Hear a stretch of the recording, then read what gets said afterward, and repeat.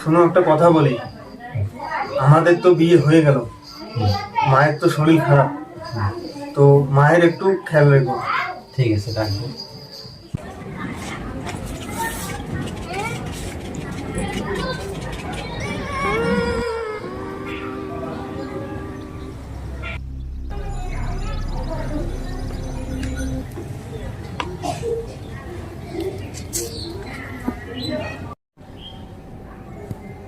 আমি তো কিছুই বুঝি না, বাবা আমাকে কেন ওইভাবে তাকায়।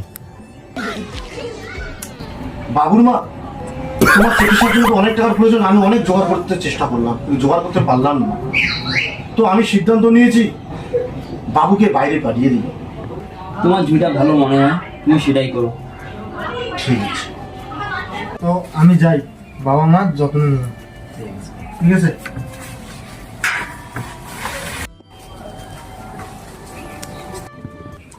বাবু যাই। ঠিক আছে বাবু। যা হবে কি অনেক দেখাচ্ছি কি।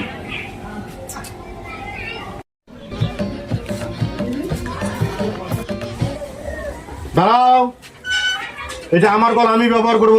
এটা তোমার বাপের বাড়ির কল না যে তুমি ব্যবহার করবা। যাও, তুমি চলে যাও।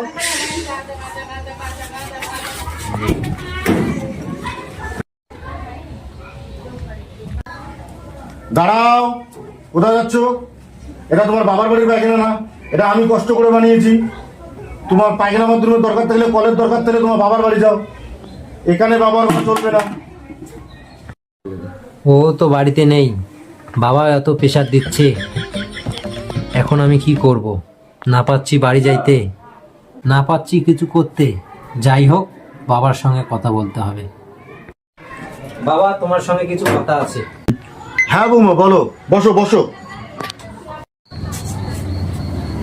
বলো।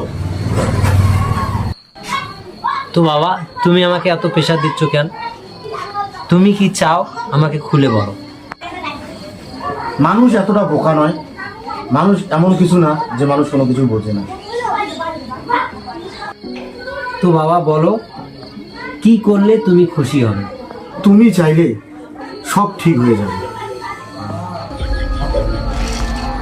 আচ্ছা বাবা, আমি এখন আসি। আচ্ছা বাবা শোনো, আমি কিন্তু সব ঠিক করতে চাই। Yes!